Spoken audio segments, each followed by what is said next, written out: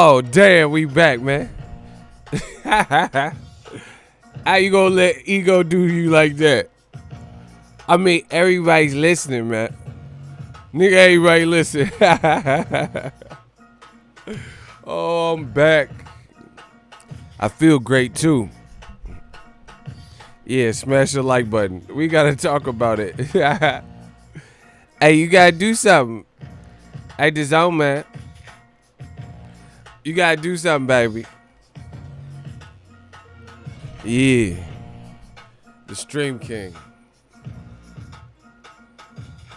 Nigga, everybody listen.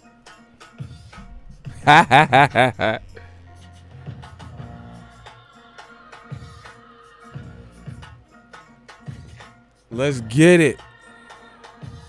Something special. That shit is old. Don't be screaming. Get at me, dog. Yeah. Eddie Hearn. Dazn. You gotta do something, baby.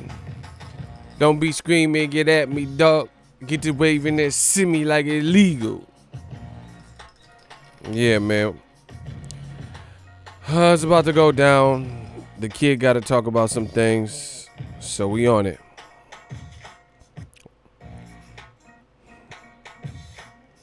Yeah, get more money, more money. Yeah, get more money, more money. Yeah, we about to get more money. Couple super chats, you know. Yeah. That X shit is old, don't be screaming, get at me, dog. When I'm at your ball, I get to waving that semi like it's legal. A little nigga hurt his arm letting off that eagle. Yeah, I'm feeling good. How's everybody doing today? I get to waving that semi like it's legal. A little nigga hurt his arm letting off that eagle. Big old black nine, I clap your monkey ass. Yeah, black on black crime. 50 was killing that. Yeah. Smash the like button. Cause I get to waving that semi like it's legal. A little nigga hurt his arm letting off that eagle. I'm back. Man, we gotta talk about it. Eddie Hearn went live. Okay. The kid gotta go live. I started this gangster shit in boxing. He said Eddie Hearn. Yeah. Everybody in comment section type Eddie Hearn. We so frustrated.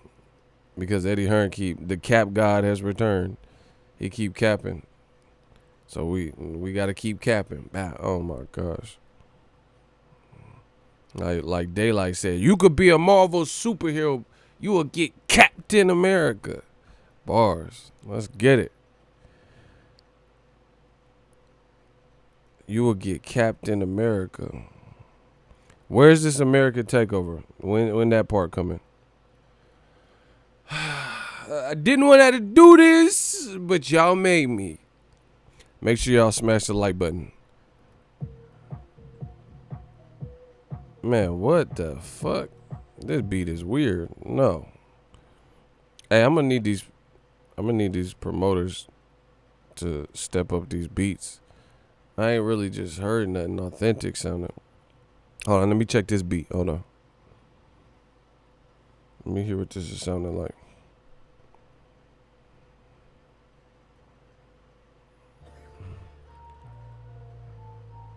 Oh, this is... No, I'm not playing that. That's a... Man, what? Let me try this one. Yeah, make sure y'all smash the like button. I'm about to get started in a second. I gotta warm up to these chats. It's a whole vibe. It's a whole mood.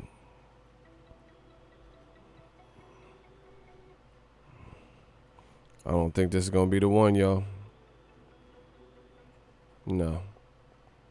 This ain't the one. I could tell in the beat within the first 10 seconds. That ain't it.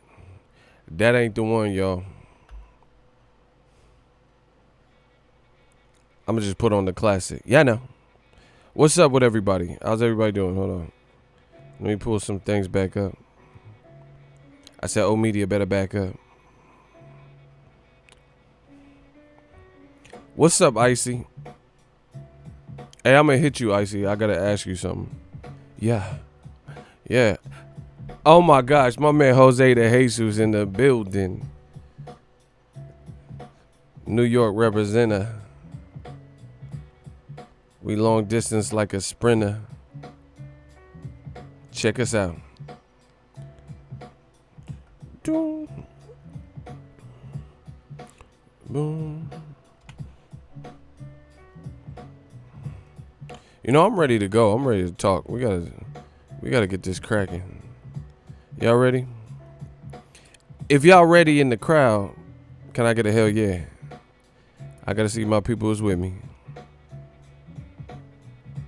This beat is too smooth, man. Yow.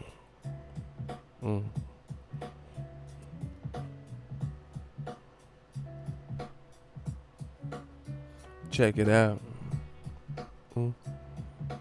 Yeah, I'm ready to go. If y'all wanna get this stream started, can I get a hell yeah in the comment section? That's all you gotta do. That's all you gotta do. That's all you gotta say. I'm ready to go.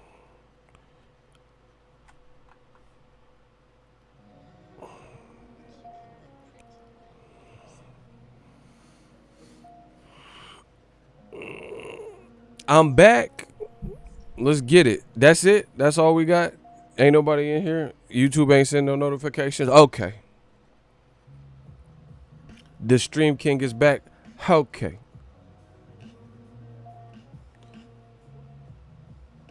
Listen, y'all gotta wake up,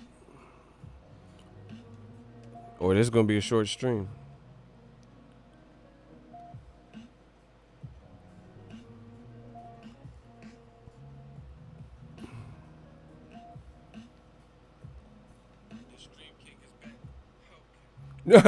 Hey, we got. Oh, I can't wait. We got, what is it? 11 likes, 5 dislikes. Fuck them. Let's get it. I'm ready to go. See, the hate is my motivation. See, you fucking with a real one. You fucking with a real one. I like that. That shit motivate me. So yeah, keep hating on. I don't give a fuck. Let's go. I'm ready. So Eddie Hearns, he did an interview or whatever you want to call it on Instagram. He went Instagram live, and he says every time he goes live, there's a million bots that come, flood his comment section, talking about Dazon's broke. What? He said, listen, I'm gonna run it back. I'm gonna say it again. He did an Instagram live, and Edward Hearns said that when he goes live, there's a million bots in the comment section accusing Dazn of going broke. He's like relegating it to bots. You guys know what a bot is, like just a pre-automated program thing to, I guess, spam up your comment section. Listen, I'm not the smartest brother in the world, but you're going to have to make this make some sense to me. Like, trust me, I know, I ain't going to say no names, but I know people have sent bots to my account. You know what I'm saying? You guys have been on my streams where the Stream King be talking. I be saying my 2 cents, and then you get like some random ass comments, and you can tell they're not from America. Like the English be broken and stuff, and they just be saying a bunch of weird shit like, beanstalks. Like, what are you talking about? And it's just a million people saying beanstalks. It's just weird behavior. So I know that there's bots on the internet, but Eddie Hearn, he's doing his damage control, and we're gonna talk about it. My man Victor said, here's what they think about you. Here's what they think about. Goddamn, I'm glad y'all said it all. Used to be hard, now you just wet and soft. Heard you was down with the AK. Then I seen you in the video with Michelet acting like straight bozos. That's why I went solo. Oh my God. They getting this no Vaseline.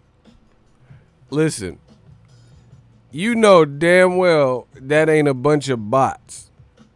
These are real people, real consumers, some of which may have had Dazn, and you doing your best damage control. If it's the bots, then why Eddie talking about the major needed changes? Bars. If it's bots, how the bot wrote the articles that are out about Dazn? What? See, you ain't listen. I guess I'm like Frank Castle. I must be the Punisher of boxing. I must be the Robin Hood of boxing. We gonna steal from the rich and give back to the poor. Young Robin Hood. You got to make that make sense to me, partner. If you're trying to relegate this to some fabricated bots and rumors and stuff, what about the actual articles that are being written, like awful announcements or whatever, Financial Times? So a robot wrote that? The Jetsons just spacely sprocket out this mug. Hey, something special. Y'all niggas gonna make this a lot of fun for me, nigga. Y'all gonna make this a lot of fun for me. Cause I need to know what program or software I can get for my website that's gonna write, 1,200 word articles that's a robot. Because there's articles about the same thing. Now, the other issue is this. The Financial Times, that's not even like a boxing entity. Like the paper, the Financial Times, the media, the website, that's not even a boxing thing. So it's not like PBC or Top Rank wrote an article shaming you and like spreading propaganda. Right? So I could understand if it was like a competitor and they wrote a smear campaign article. But what the hell, the Financial Times, what reason would they have to slander Dazn particularly in a pandemic and just say, hey, we got sources that said X, Y, and Z? Listen, Eddie Hearn ain't gonna fool me. Y'all can be fooled by a tall white man with blue eyes all you want, but not me, right? Because it seems like if you have the complexion for the protection, people just believe anything you're saying, but not me. I'm not just going to fall for the okie doke. There's a lot of people out there in this world. I'm from the Bay, I told you, when it came to this whole Dazn situation. I'm from the Bay, bruh. That fast talking and used car salesman stuff, that shit is a dub. That don't work out here, especially in places like New York, Cali, where it's fast paced, boom, boom, boom, boom. Got to have your head on the swivel. That don't work. There's people like Eddie Hearn that say a lot, but they ain't saying a lot. Interpret that. Bars. They say a lot, but they're not saying a lot. So when Eddie Hearn doing his Instagram live or whatever, he said that, a lot of people, there is no Dazn news, and these are rumors. You're not going to do that Trump shit with me, bro. You didn't, so Lynn Blavnik or whatever the fuck the dude's name is, so he's not looking to sell. So the article cited specific investors and portfolios or whatever that had been sought out to buy equity, buy shares or stake in the company, and or sell the company's Perform Group Dazn as a whole. So you mean to tell me this article just made up random, like arbitrary people? It ain't looking good, bro. That's what you call damage control. That's what you call damage control. Eddie Hearn said a lot without saying a lot. So is Lynn Black, see, I know how to deal with a person like Eddie Hearn, and I'm going to show you. This is how you deal with a person.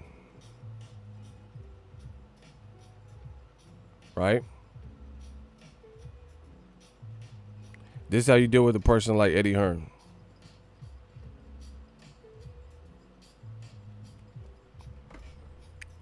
You gotta ask specific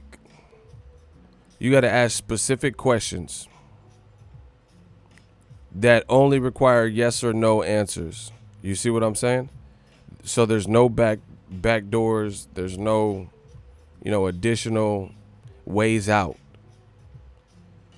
If you're telling me that these are just rumors with specifics and that these are bots, then I have some specific questions to that. How did a bot write a 1,000 word plus article and cite sources. Like, they didn't say the name of the person that told them, but they're saying specifics like Morgan Law, investor was sought out. Lynn Blavnik is looking to sell either the whole company or, equity. Where does this info come from? Beyond that, he's trying to pass it off and sweep it under the rug. Oh, we got a meeting on, we're going to crack on, and we got a meeting on Friday. Man, fuck all that. So is Lynn Blavnik, the billionaire, seeking out buyers, yes or no? That's it.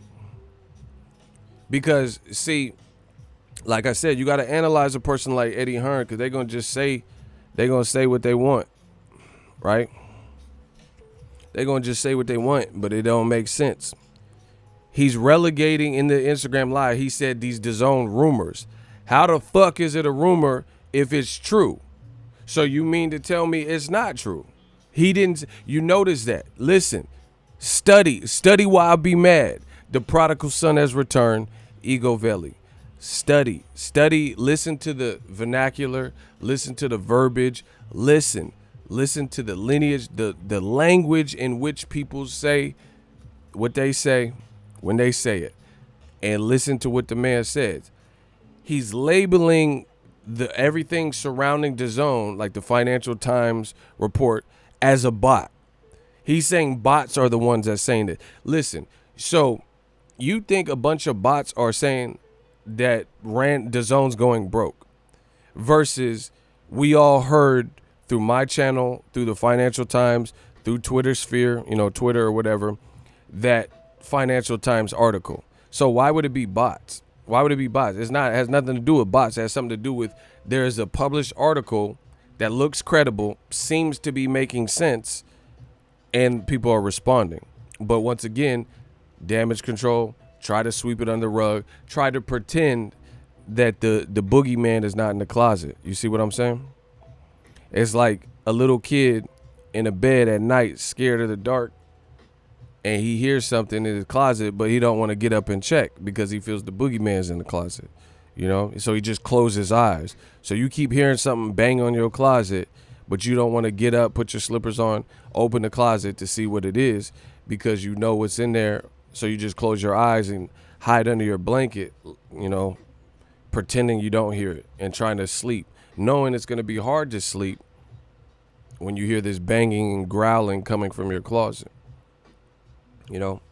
Similar concept. So Eddie Hearn didn't really say jack shit in that Instagram Live. So once again, Eddie Hearn, he can respond to this. He don't have to, whatever. Direct question: is Lynn Blavnik or whatever his name is?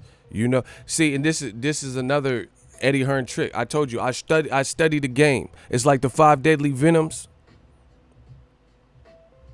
I study the game. I don't know how to pronounce the billionaire, just money man at Dazn, Lynn Blavnik or whatever his name is. Eddie Hearn, being posh and proper from England or whatever, if I was doing this live stream and Eddie Hearn was like on a Zoom call or live or whatever with me, because I don't know how to pronounce this dude's name, he would correct that. So instead of actually talking about what I'm saying, which what I'm talking about, he would say, oh, it's not Blavatnik, it's Blatnik. You know what I'm saying? He'll correct the name, something so minor, versus actually attacking and addressing the real conversation. Instead of actually having the real conversation, he'll focus in on something like the enunciation of some guy's name. That's the type of stuff that Eddie Hearn does. What you know about the 5 deadly venom? Man, stop. I am martial arts. Me whooping old media's ass is a martial art. Jeet Kune Do. You strip away the inessentials. I am martial arts. Shout out to Masterson. Financial Times is a neutral newspaper with no fighter in this battle. Exactly. They don't have it's not like PBC or Top Rank owns them or ESPN. So it's not it's a business. It's like Forbes. You see what I'm saying? It's like a business section of a website. So what reason would they have to lie on Dazn name and stuff?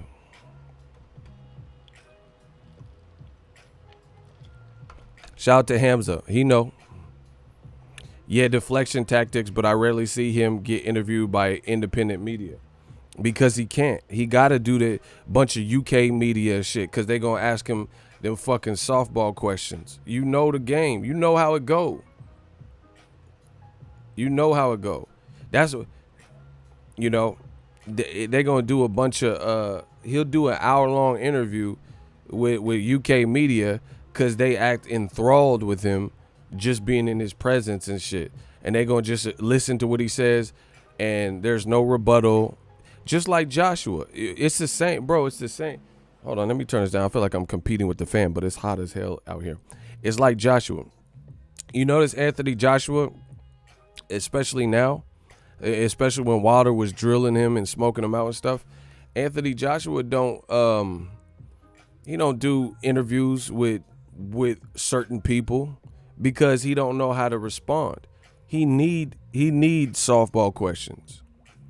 Anthony Joshua needs someone to pitch him the slow ball because he will get frazzled fucking around asking the tough questions about, hey, why'd you turn down $50 million with the 50%? You seen Blue Blood. Shout out to Blue Blood. When he was in New York, he said, hey, but what about the $50 million? And Joshua, oh, gotta go. See ya. Wouldn't want to be ya. And he fleeing. That man Joshua was like fleeing from the smoke. You know what I'm saying? You 6'6", but can't answer a question? Like, man, what? He didn't want to answer that question. Like, he don't have no answer. He knew what it was. He knew what time it was. Same thing with Eddie Hearn. Eddie Hearn, he don't want to answer the tough questions. Like the stuff I got to ask. Stuff about like the clout chasing that he's doing. The stuff about Dazn. Again, he did his Instagram live or whatever, and he says, oh, it's just rumors. You're not going to sweep it under the rug. How is it just rumors? Is the billionaire trying to sell the company? Yes. Or no? Is he trying to sell it in any shape, form, or fashion right now? That's all we need to know. And you notice he didn't say, he said he's relegating it to, just listen to what I'm saying. New media, we control the narrative. He didn't denounce that. The main thing, first of all, fuck the bots, because we know it's not robots that are leaving these comments. It's people like me. It's fans like y'all who have seen the article, seen my video, have your own questions, can imagine Dazn being, dealing with hardships and turmoil, especially with this pandemic. That's the reality of who's asking the question. But beyond that, let me get to this money. The money keep coming in. I'm going to get to the money. Daniel Mason, he said new media bars, that's something they got to deal with. Eddie Hearn nitpicks small details. Ooh, you talking my language. Eddie Hearn nitpicks small details to avoid conversation about the subject matter. He comes straight out of a comic book. Word to Enter the Dragon. Facts. That's what I'm saying. It's like the most juvenile, childish way to handle an adult argument. Like, here's an example. I'm the king of analogies. I'll give it to you how you want it. I'm going to give it to you how you want it. Here's an analogy to help put it in perspective of what me and my man Daniel Mason is talking about, as it pertains to people like Eddie Hearn. It's like you cheated on your girlfriend. You're cheating with the coworker. You get home. She got hip to your cheating. Somehow, some way, a friend seen y'all and you was with the side piece, whatever. You get home. You're caught up. You're a fucking dirty dick cheater, right? Your girl is distraught, crying, emotional, yelling because her boyfriend has been cheating with some bitch from work, right? You guys follow this analogy so far. So she's like, oh my gosh, Eagle, I can't believe it. How could you do this to me? We live together. We got a dog together. And she's crying because I'm cheating, right? And then she's like, what the fuck? How you do this to me? We're engaged, blah, blah, blah. How you gonna cheat with your manager? And then your dumb ass say something like, oh, she ain't my manager. Like, really? So she knows the girl's name.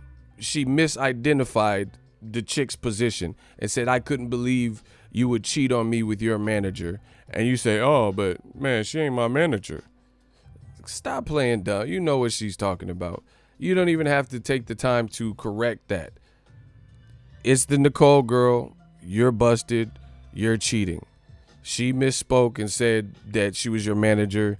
And she's not my manager. She work in a different department. She ain't my boss. Really?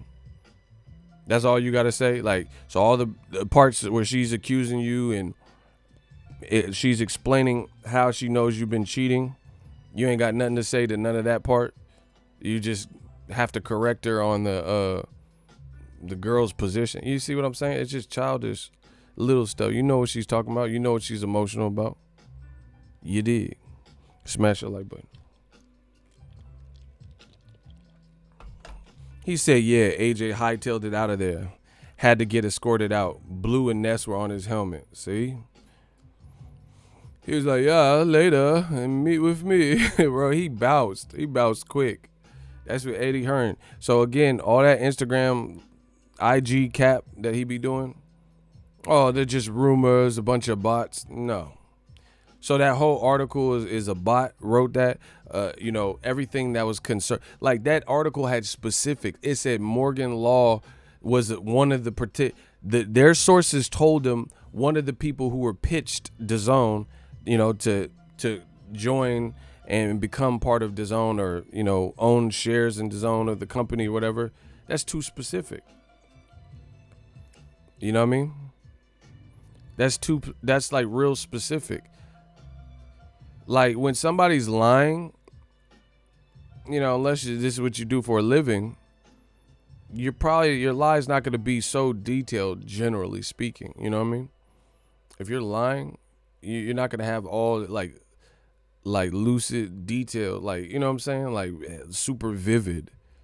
Like, they not only did they say, they said everything, that article said everything but the sources.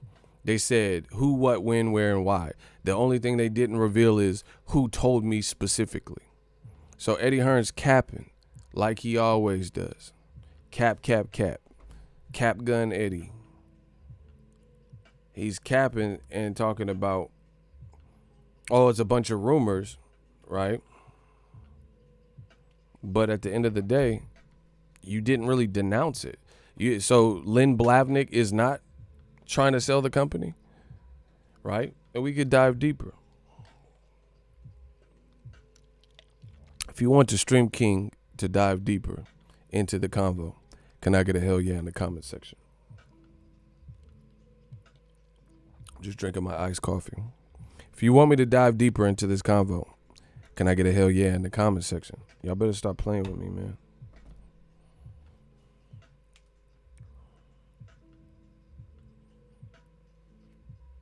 Yeah. Y'all good? Y'all up? We working or what? Y'all slow today. Yeah, Roosevelt want to know. He want to hear that action. We got action for you today. Bro, you're not going to insult my intelligence. That's the worst thing you can do, is insult my intelligence. That's one thing I loathe. I hate if someone tries to insult my intelligence. Get him, ego. All right. They say get him, I'm going to get him. They say get him, I got him. So, bottom line to Eddie Hearn, Mr. This is just a rumor. This is just a bot. Is the Lynn Blavnik dude trying to sell? Because you would have to put two and two together that it was widely reported before the pandemic that Dazn was looking to infuse and inject other people's money, and they were trying to raise $500 million. That's a whole separate report, not even from the same source, the Financial Times particularly. It was widely reported, and this was right before the pandemic. They were saying that basically this was been going on for a while. They were saying that Lynn Blavnik, owner, whatever, billionaire, was getting tired of basically burning through his own money on something that's losing. So he was looking to, refresh things, get some investors and sell portions of his business and raise $500 million. So this stuff kind of adds up. But wait, there's more. Tear that ass up, ego. Bro, I got him. The other issue is this.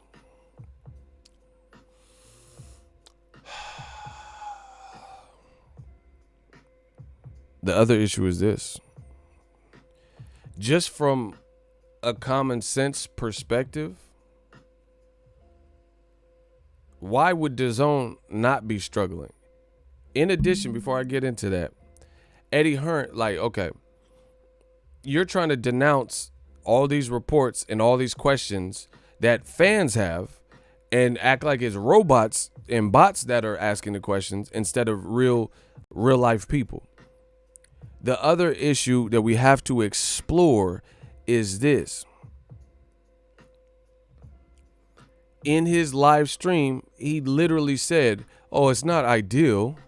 What we're going through is not ideal, especially when a company, they focused in on the live event and there's no live sport." That's what he said. So from a common sense perspective, why would Dazn not be struggling right now?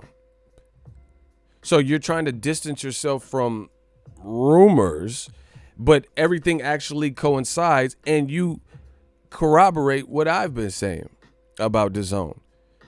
Your bread and butter was the live sport, the live event, which you have none of right now. Block Paul. Get his ass out of here. Shooters, get rid of him. Block him. Cancel that. I'll buy another one. Get rid of Paul right now so I can continue my sermon.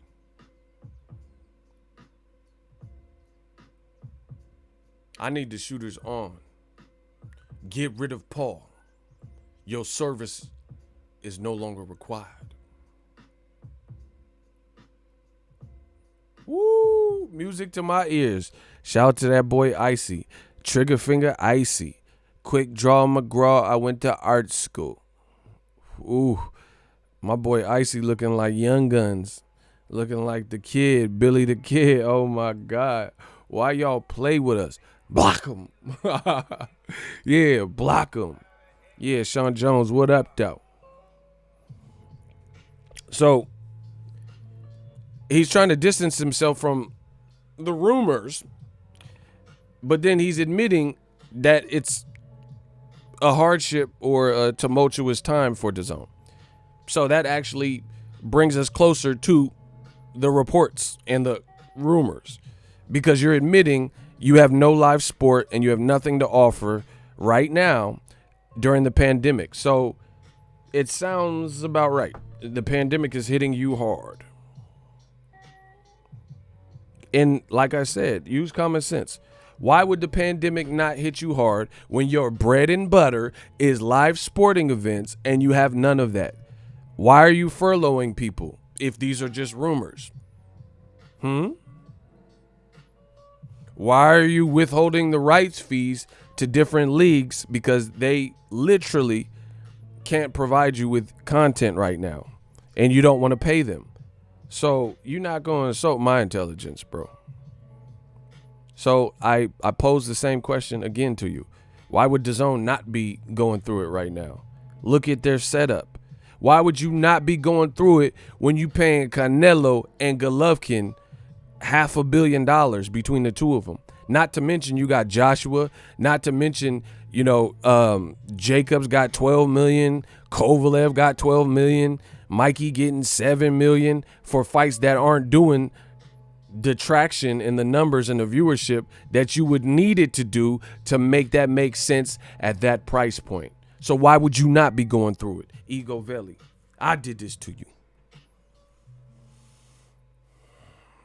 And people, listen, people keep trying to go at the Dawn. I don't know why.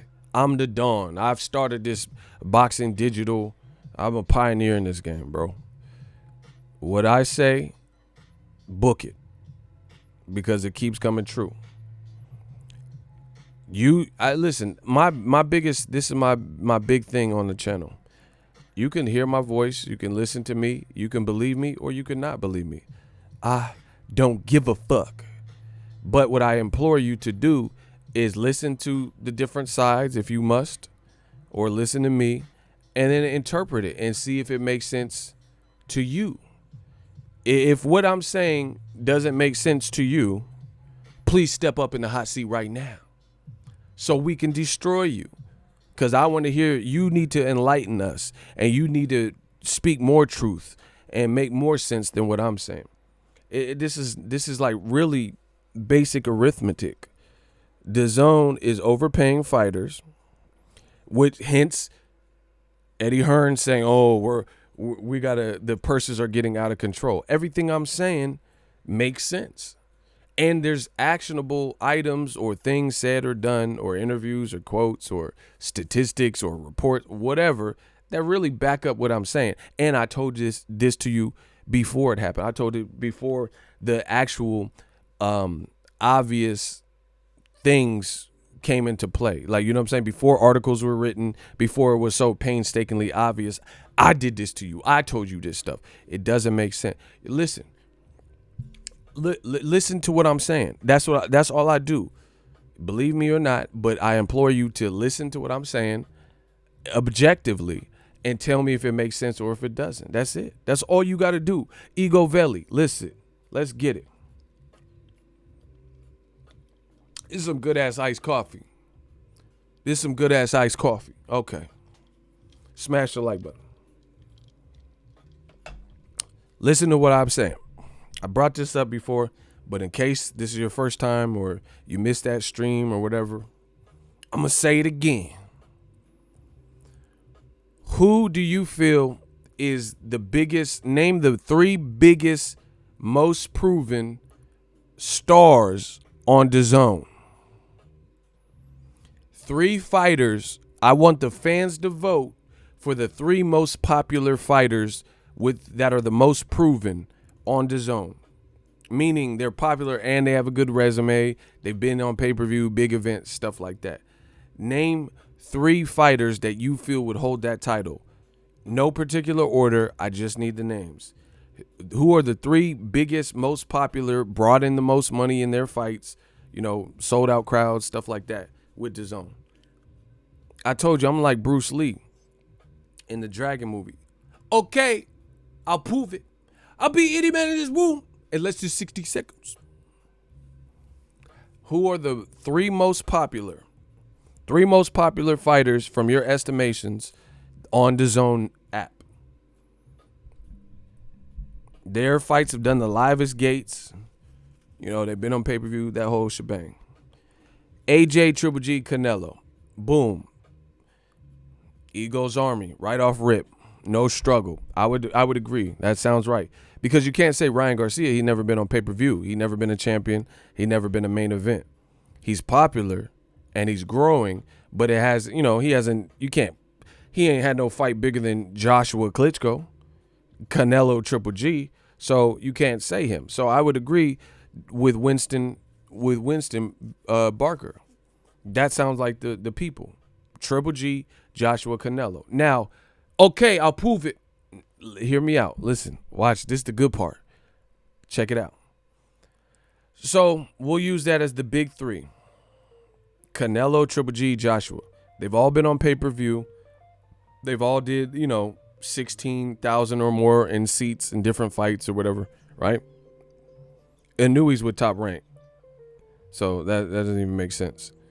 So, yeah, you have to study the boxing a little bit more. Anyway, Triple G, Canelo, and AJ.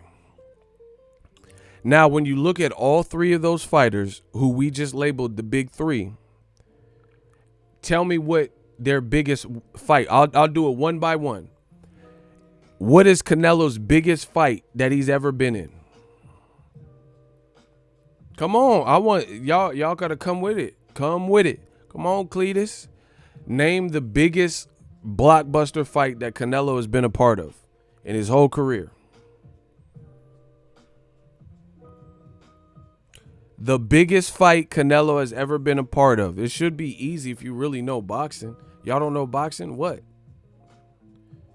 What is the biggest fight that Canelo has taken part of? The biggest event, biggest financial gain, the biggest everything. Thank you. Winston Barker, bro, can y'all clap for him? Is he the only one? Bro, he's sharp. Thank you. Sean Jones, thank you. Shike and Bake, thank you. Exactly. It's Canelo Mayweather. Clearly. It did 2.4 million pay-per-views. You know, it was like, did Oscar De La Hoya, it beat that in revenue and, you know, shit like that. What network was that on? Dazn? Okay. It wasn't on Dazn. Right? It was on HBO or whatever. So that's one fight. Look at Canelo's other big fights. Triple G 1, Triple G 2, Cotto, Chavez. Those were all on HBO. Right? Let me break it down for you. So we just established Canelo's biggest fights are Mayweather, Cotto, Chavez, Golovkin 1, Golovkin 2. And let's say Lara. That's 6 fights. And guess what? Out of that 6, none of them took place on DAZN. However, a lot of those, if not all of them, were on pay-per-view. 6 fights, Canelo's biggest fights, and they were on somebody else's network on pay-per-view. So they got pay-per-view revenue, the whole shebang. Canelo is now getting more money than at least some of those fights, if not all of those fights, and he's not generating those types of numbers. Now you can see how this would be a stressor. 6 fights on another network with pay-per-view, and you haven't topped that with any of your DAZN fights, yet you're getting more money. You tell me how that makes sense. Chris Trucker, shout out from B More where they see more. It don't make sense. The math will never add up. Canelo versus Cotto did almost $1 million. It was like 925,000. So $1 million. Golovkin 1 and 2, 1.2 to 1.4 million apiece. $1 million. Mayweather, Canelo, 2.4 million. Canelo versus who else did I say? Chavez, that did like 1.2 million or some shit. And they were all pay-per-views. How the fuck are you making profit if you're doing less numbers at a cheaper price point and you have not been involved in any of those fights? That's Canelo's 6 biggest fights, none of which have happened on your network.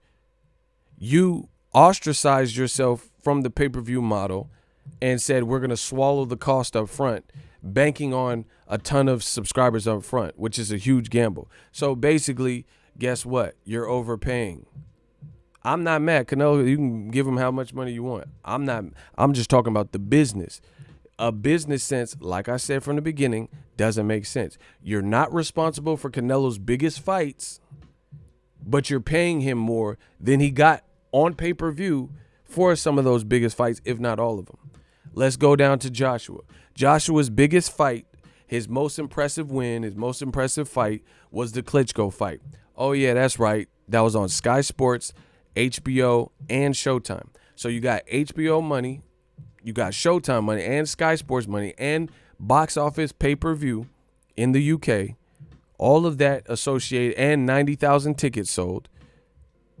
Joshua didn't sell 90,000 tickets in Saudi Arabia.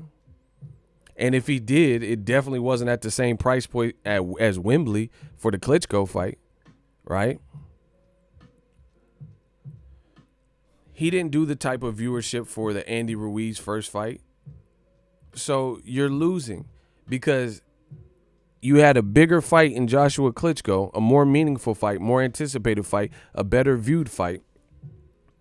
And it did, and you know, it was on pay-per-view, so it becomes easier to justify these crazy purses. DAZN's just bleeding and hemorrhaging money at this point. Now, the last person we said was Golovkin in that big three. Golovkin's biggest fights, clearly 2 Canelo fights and the Jacobs fight, and even the Kell Brook fight.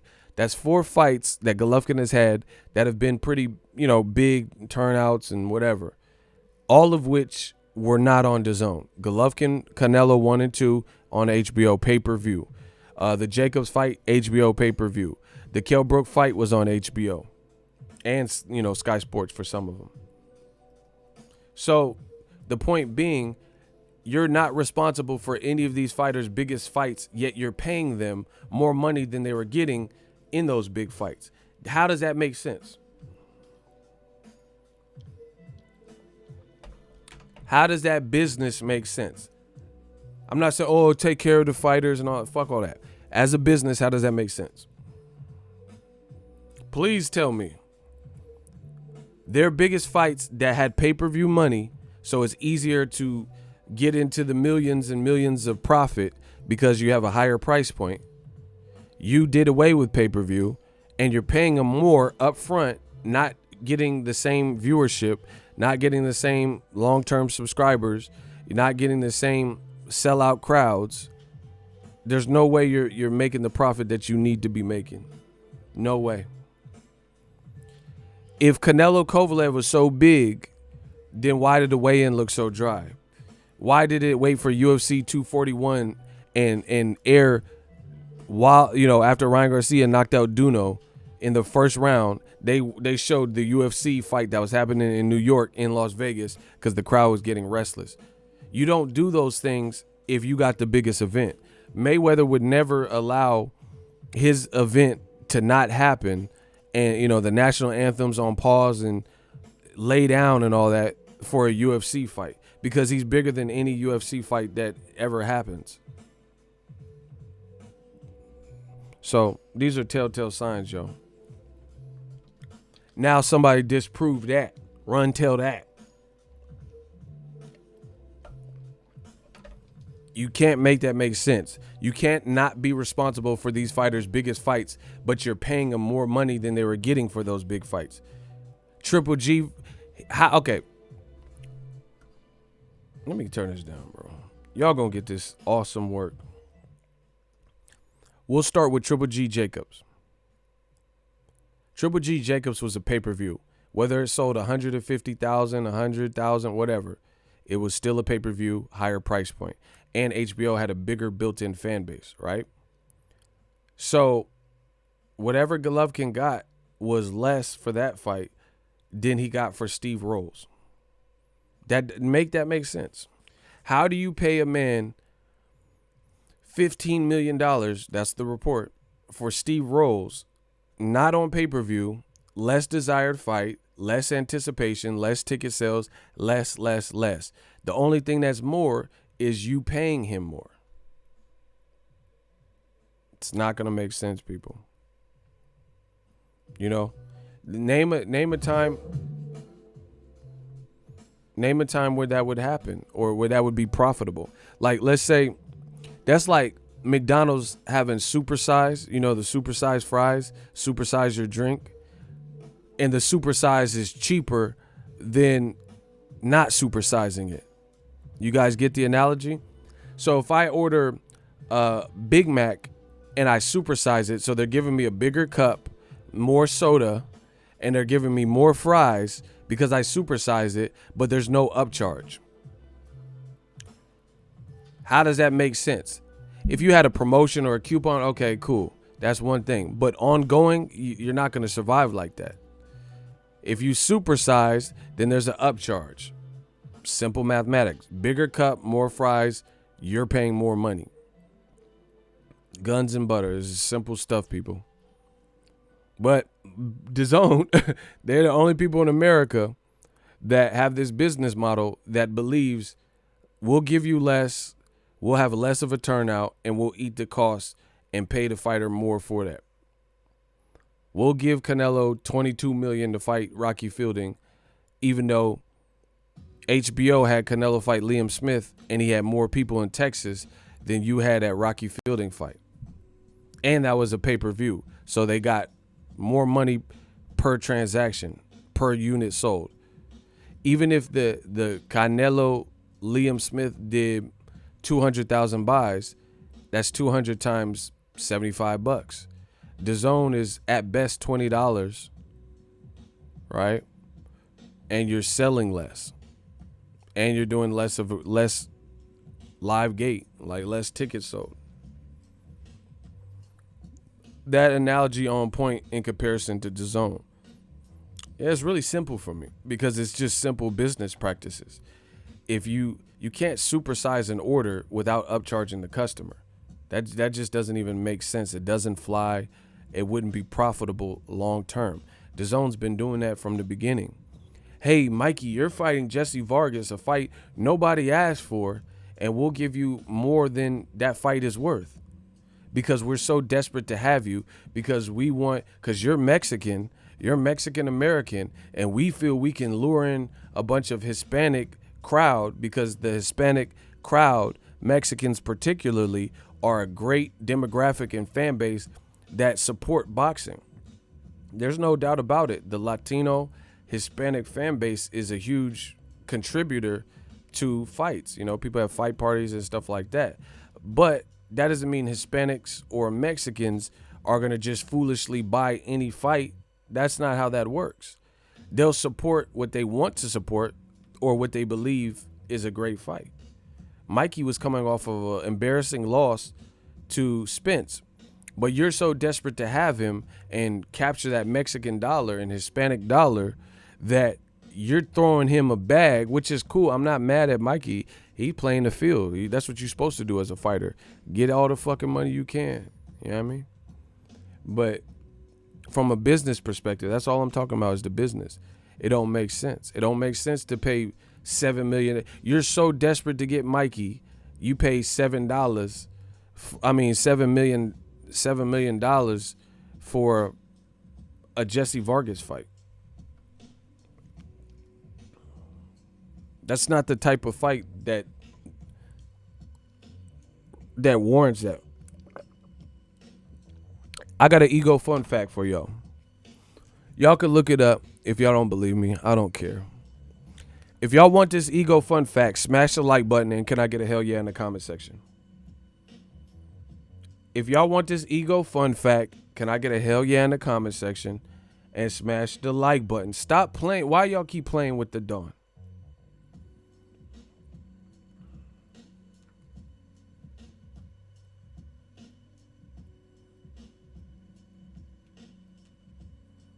Why y'all keep playing with me, man?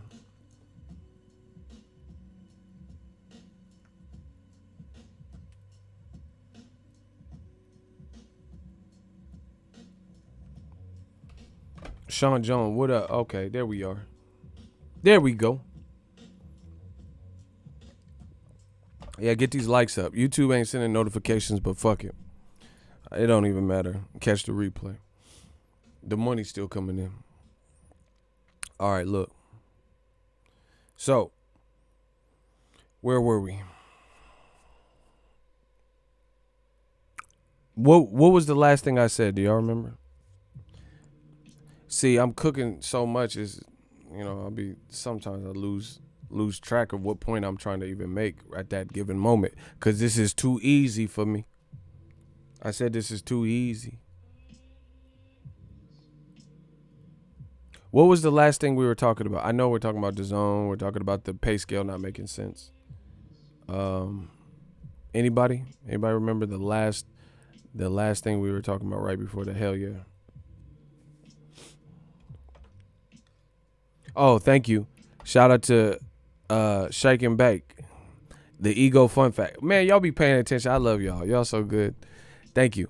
That brought me right back to it. Here's an ego fun fact. Look it up if you don't believe me. Back when Canelo fought Mayweather, his guaranteed purse was $5 million. It might have been $6 million, but I believe it was $5 or $6 million. That's it. So, of course, in Mexico, they had distribution for that fight. and pay-per-view, he got a percentage of that. But his base guarantee was $5-6 million. As big as he was even back then, his guarantee was $5-6 million. Hold on.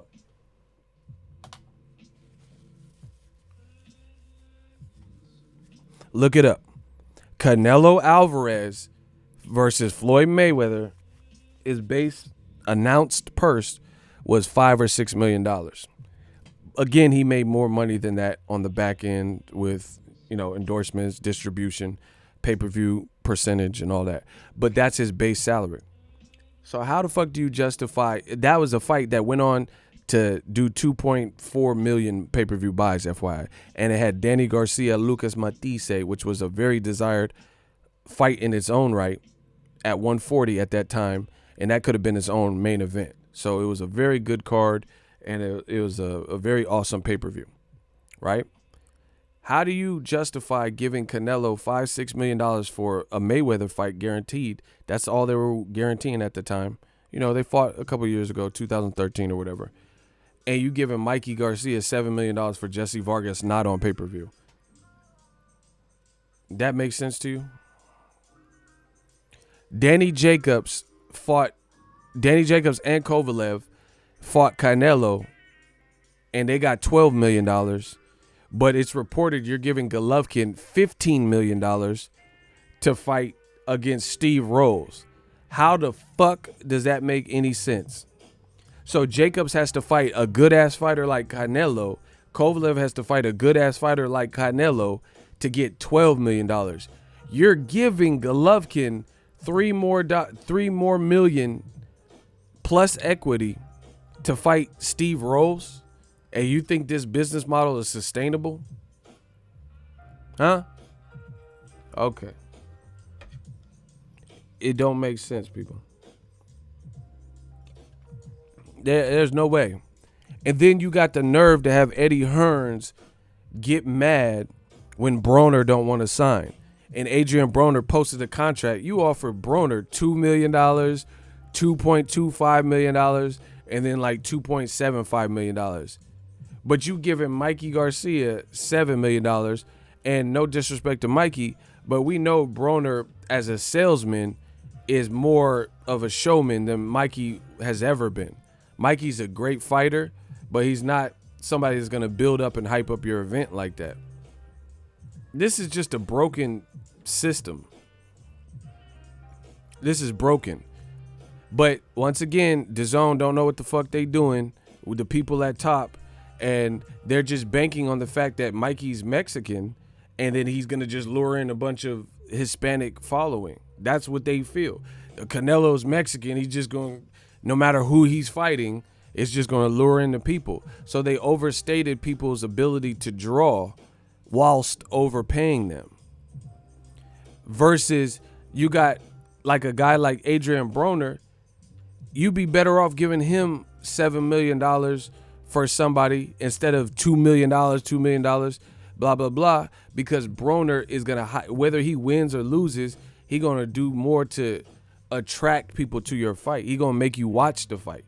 See, in this new market of boxing, some of it is entertainment. Like in terms of like, you have to get, there's so many viewing options for consumers. And I got to stop saying this stuff because I know I got to start charging people for these gems I'm dropping. But bottom line is, it's like a YouTube video. See, I know YouTube because I've been on it for so long, right?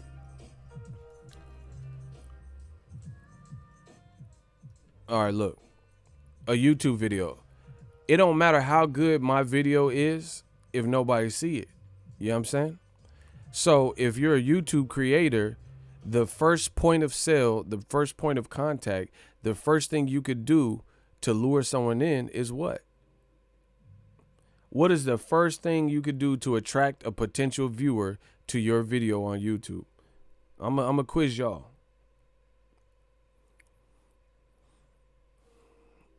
What's the first way to get somebody interested in your video?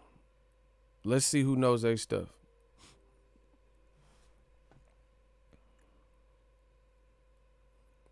Any takers? What is the first thing a YouTube creator can do to lure people to even be interested in what they're talking about in their video?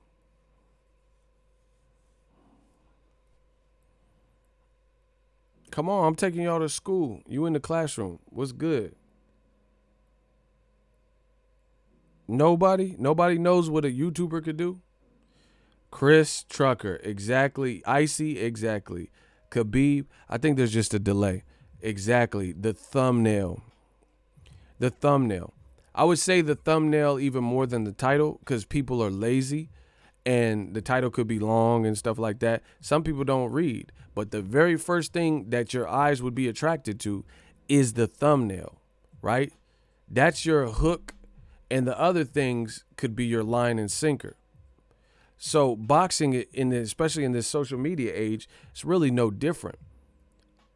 Your thumbnail would be the promotion of the fight, usually like tension, drama, a lit press conference, pushing each other. Those are things that hype up the fight before the fight. So there's not many people better than Adrian Broner, Floyd Mayweather, Conor McGregor at doing that, right?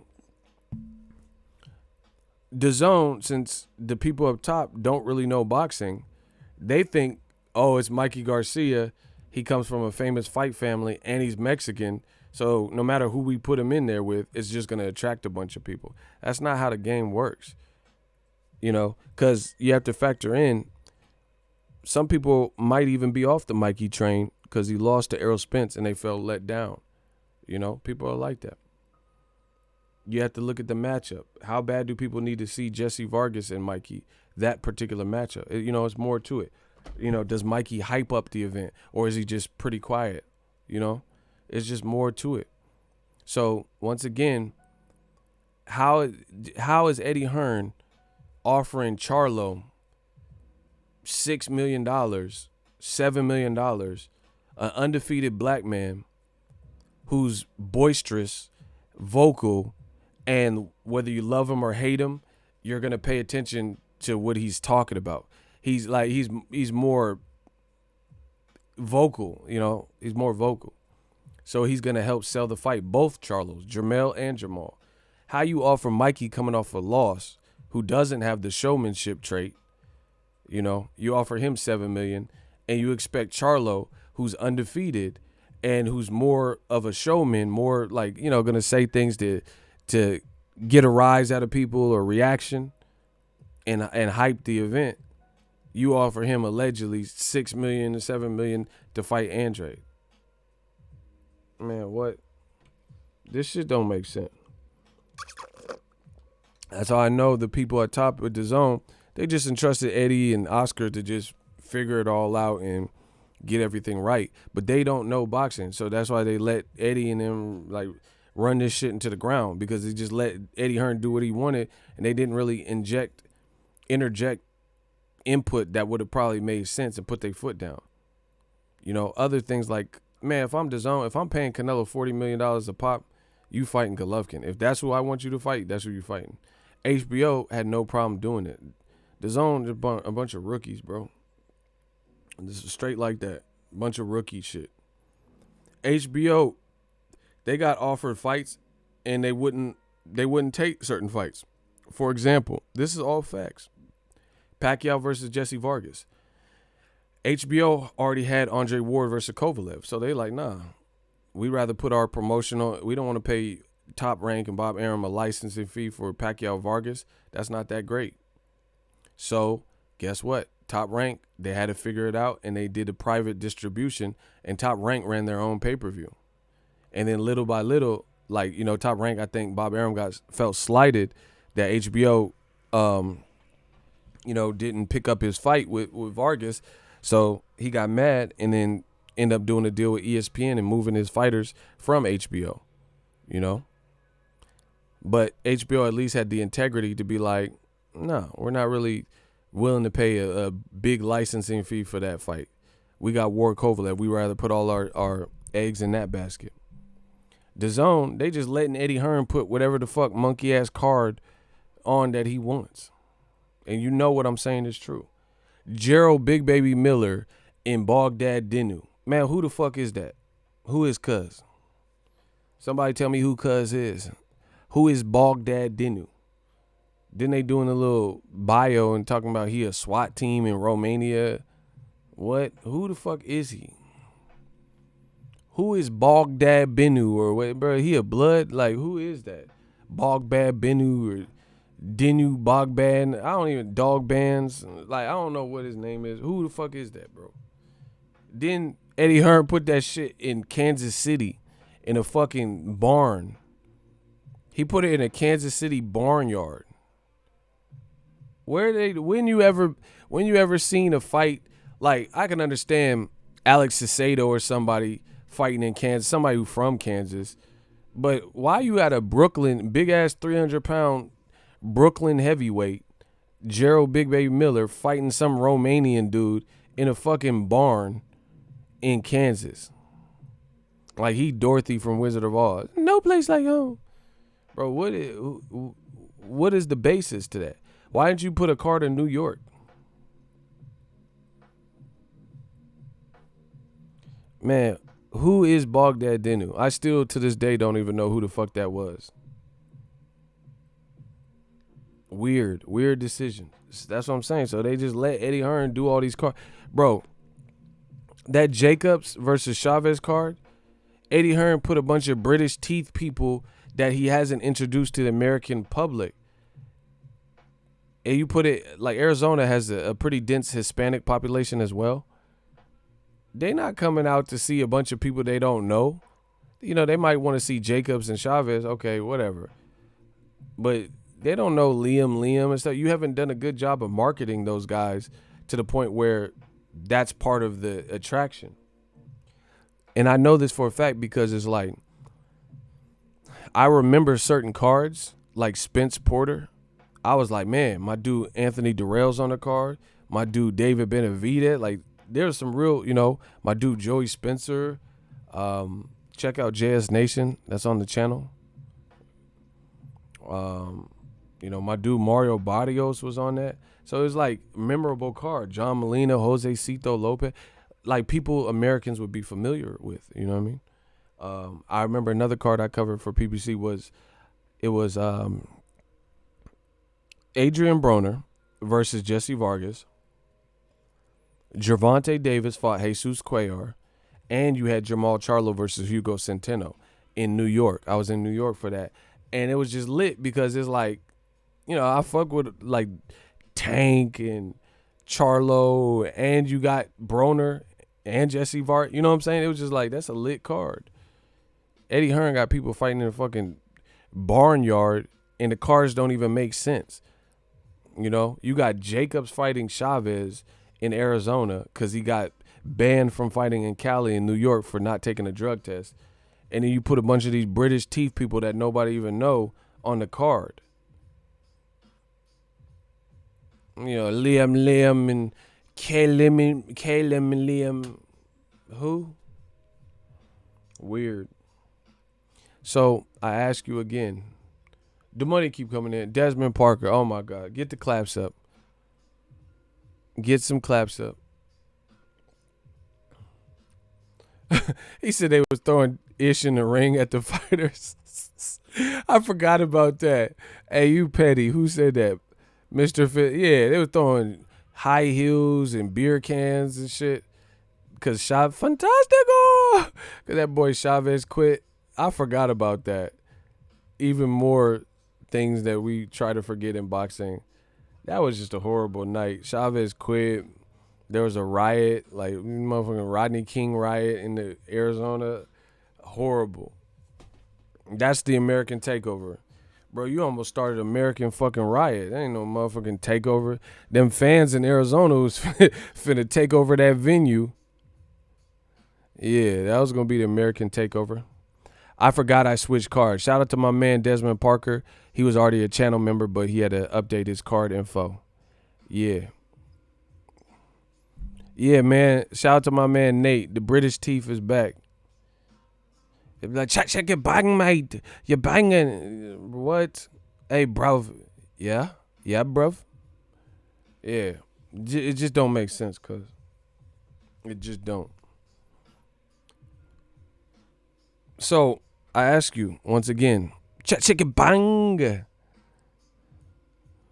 He said I had that Invisalign, so I'm good. Shout out to my man Nate from the UK. I ask you once again, why would DAZN not be in trouble right now? That's what I want to know. You were about to announce DAZN UK, and then the pandemic broke out. So now is Canelo going to fight Billy Joe Saunders?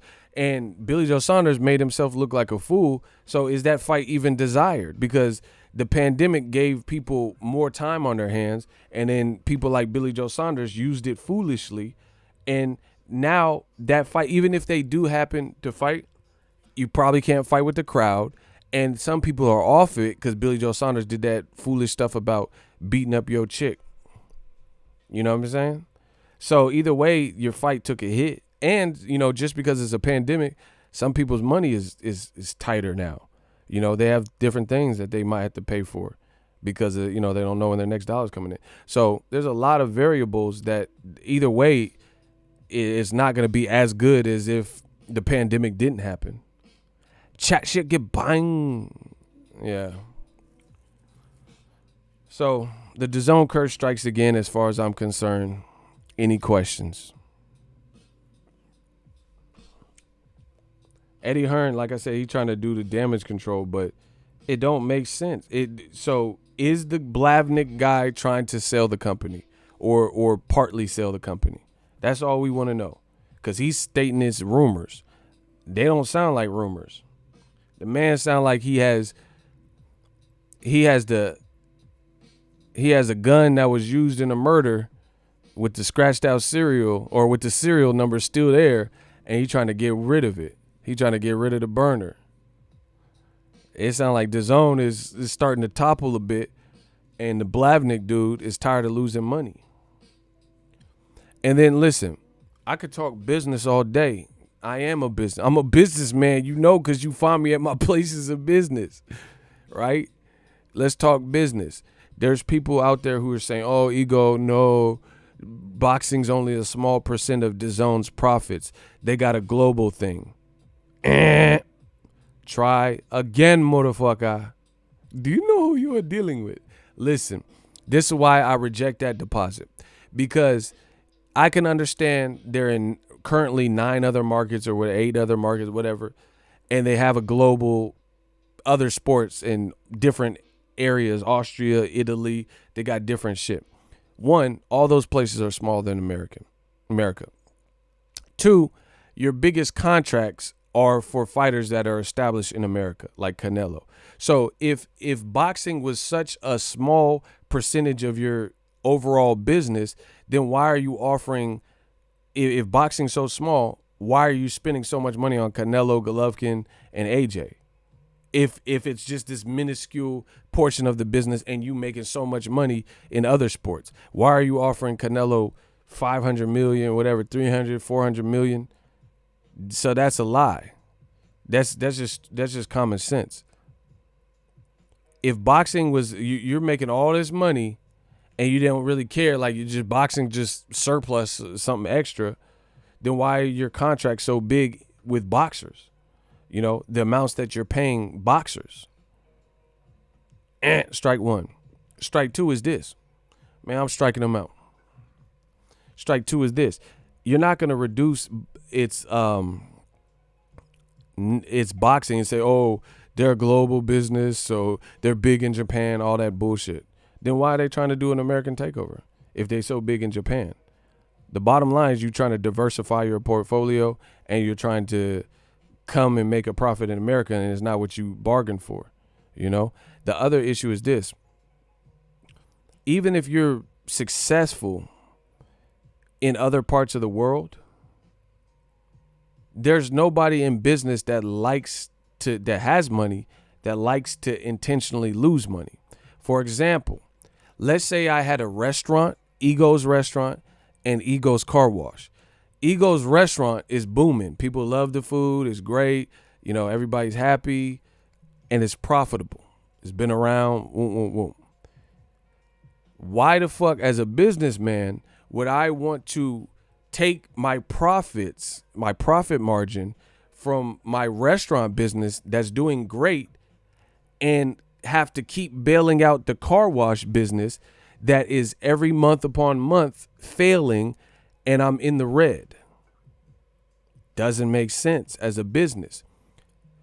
Why wouldn't you just focus on the restaurant business? Because the car wash business can't stand on its own too. So I constantly have to take profit from the restaurant business in order to save the car wash business. That means I'm losing over here. So even if Dazn is allegedly doing so well in Japan and Italy and Australia with soccer, the other thing is soccer and all that shit is canceled anyway. So them other leagues that they got and shit like that, all that shit is a dub during this pandemic. So there's really no sports that they're airing, Bellator, soccer leagues or whatever. But the other point I'm making is ain't nobody want to take profit from the winning business or the winning side of business to constantly bail out and save the failing portion. So it's only so long that Blavnik or whoever, without any type of help or without turning profit and like going in the other direction, that somebody's going to keep taking something that is working and funneling cash to the thing that's not working. That's just common business, common sense with business. You see what I like? Okay. Boxing Ego YouTube channel. A lot of y'all told me to start a cooking channel because, you know, I do my little post. If I'm starting to take away and I have to take money from Boxing Ego YouTube channel to save the Boxing Ego cooking channel, then how worth it is the cooking channel? Wouldn't I just focus like 48 laws of power, concentrate your forces? Wouldn't I just put more effort into the thing that's working for me? You know, have you guys ever heard of the 80-20 law? Pareto's principle? You guys got to study business, bro. The 80-20 rule, bro. You're not going to want to keep bailing out boxing if it ain't turning profit, and keep taking, you know, you're doing all right with darts or football or some shit, and keep taking the money from that to save boxing and pay these expensive ass contracts. Another reason it sounds bad for Dazn is because they have a 6-fight deal with Golovkin, right? For $100 million or whatever they're paying him. He looked shot in his last fight. He's injured right now. He got kicked out the snack program. He don't want to fight Canelo straight away. He's only had 2 fights. Bro, Dazn has got to be one of the most mismanaged fucking companies, startups, or whatever the fuck that I've ever even heard of. For example, people, if they don't know, like, okay, in other sports, like football. See, I'm just kicking too much business. I'm gonna start making y'all pay for these business seminars. Listen, a person like Tim Tebow, okay, he's in shape. He used to play in the league, but he's playing in Canada or whatever the fuck he's doing right now. Even if a team wants to pick him up, let's say the Seattle Seahawks want to get him as a backup quarterback because their quarterback got hurt or some shit, right? The Seahawks, being an actual organized business, or the NFL in general, what they would do is sign him to a short-term contract because they don't know how he's going to look because he hasn't really been in the league like that. You know, or if there's a wide receiver, or, you know, like, anybody with some miles on it, like Frank Gore, or let's say Vernon Davis, a team wanted to pick him up. People like that, they'll probably, at this point, they'll sign them to short-term 1-year contracts as opposed to long contracts, so they don't want to be stuck with someone. Like, we can determine after a year, after one season, if you're a good fit for the team still. Like, we like adding you to our team for some depth, but if you don't look the same, then we can easily cut ties. You see what I'm saying? But DAZN, they took Golovkin coming off of a loss, just like they took Mikey Garcia coming off of a loss, and they offered them major money, especially Golovkin, particularly because Mikey, at least, he didn't want to commit. And I think he would. I think Mikey, if he wanted, he had the issue with Top Rank. So I don't think he's working for himself. You know what I'm saying? He ain't trying to sign the long-term shit because he got burnt by Top Rank. But had he wanted to, they probably would have signed him to a long-term deal. But I think he didn't want to.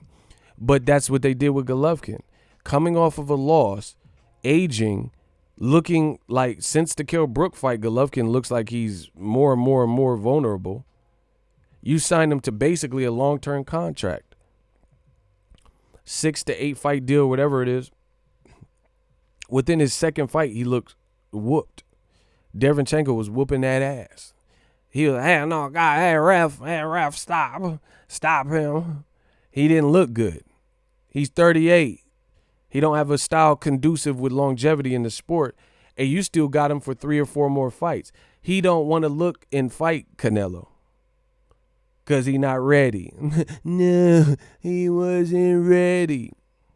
These are all bad signs because instead of doing, like I said in my analogy, with Frank Gore, Vernon Davis, Tim Tebow, picking that person up for maybe it's beneficial for you, add some depth to your team for a short contract, and then if you like them, then you can extend that, and they have opt-out clauses. You got Golovkin for big money plus equity and a 6-fight deal, and he already looked shot in his second fight.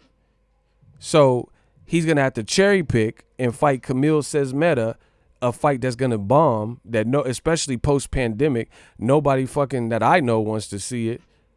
Or let's say you convince him to move straight into the Canelo, and we know how that's going to play out. Canelo finna beat that ass. So now DAZN, once again, they're going to have a broken, not the same Golovkin, and you got him for 2-3 more fights, paying him big money. This is just stupid, bro. The movement is growing. Y'all see the army green? Y'all see how it's deep in here. That army green is looking deep.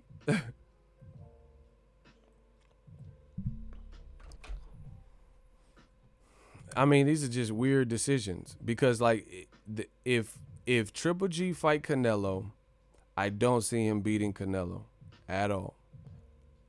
I don't know anyone that's picking Triple G to beat Canelo because either you're not going to beat him on a scorecard if it's close, or he might even stop you, period.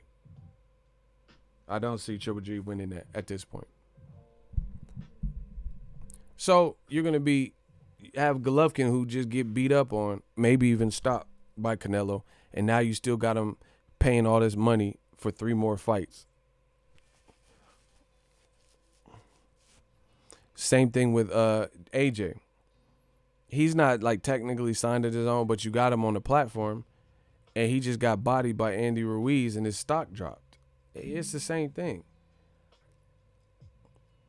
Usyk, he didn't even look good versus Chaz Tablespoon. So what's your X factor? Look at PBC. PBC still has people atop of their game, like Gervonta Davis, undefeated. So they're still building, and he's still doing good. Charlo, lost his belt controversially, but he got it right back by stoppage. You see what I'm saying? DAZN, they got a person like Andrade who's raw, is skilled. They're not putting no marketing dollars behind Andrade. They rather interview Terrence Crawford or Danny Garcia before they interview their own fighter. The whole thing is broken, people. This is what I've been saying. He said a 6-fight deal, tuna rolls, Derevyanchenko, Sesmeta. That's what I'm saying. There's no way you could survive like that in boxing. So out of Triple G's first 3 fights, if he fights Sesmeta, which is what he wants, 2 of the 3 were atrocious. Derevyanchenko lost to Jacobs, but he's at least quality. But he's still not a big name. So you have 2 of your 3 fights that is capped. How you, especially after the pandemic, how you making money, man?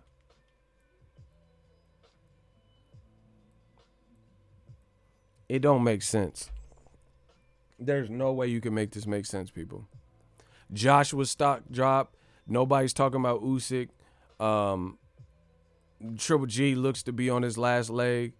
Canelo's not really fighting the fights we want, but he's still popular, whatever. Devin Haney, you couldn't get him Lomachenko. It looks like he can't get Teofimo because Teofimo finna fight Lomachenko. They're not gonna make Ryan Garcia Devin. They're saying Ryan Garcia won't fight Jorge Linares. I mean, what are you gonna do as a company? Name one DAZN fight that you've heard that might actually happen post-pandemic that's bigger than Danny Garcia, Errol Spence. Okay. Bro, I'm tired of fucking around. So either put the gun down now or kiss your ass goodbye, boy. What movie is that from? Y'all don't know these movies I be on. Say, man, I'm tired of fucking around.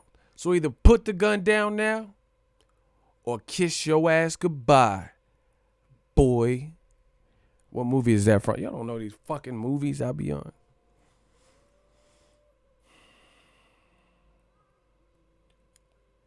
Name a DAZN fight that you heard may happen post-pandemic that's bigger than Danny Garcia versus Errol Spence.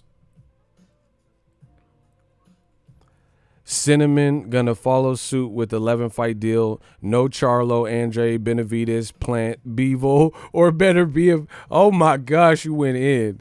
That's facts, though. That's what I'm saying. He ain't fought no Charlo, no Andre, no Caleb Plant, no Bivol, no Better Biev, no Benavidez. Mr. Fist is on it. Okay. Shout out to... Recipes to Wes Craven. Shout out to Mr. Fist. He know my movie. Okay, I'm impressed. He said none, exactly. Case closed. This is an open and shut case, Johnson. They ain't got no fight. Q-Rat, Pulev, and AJ. Dylan White and Povetkin. Where's JoJo did? Bro, they're not doing a good job of promoting anybody that needs the promotion. Andrade, where's Tevin Farmer? Where's JoJo Diaz? Where are any of these people? Where are any of these people at? Like, the DAZN ain't... PBC, they interviewing Jason Rosario, Mario Barrios, Deontay. They interviewing Errol Spence, Charlos.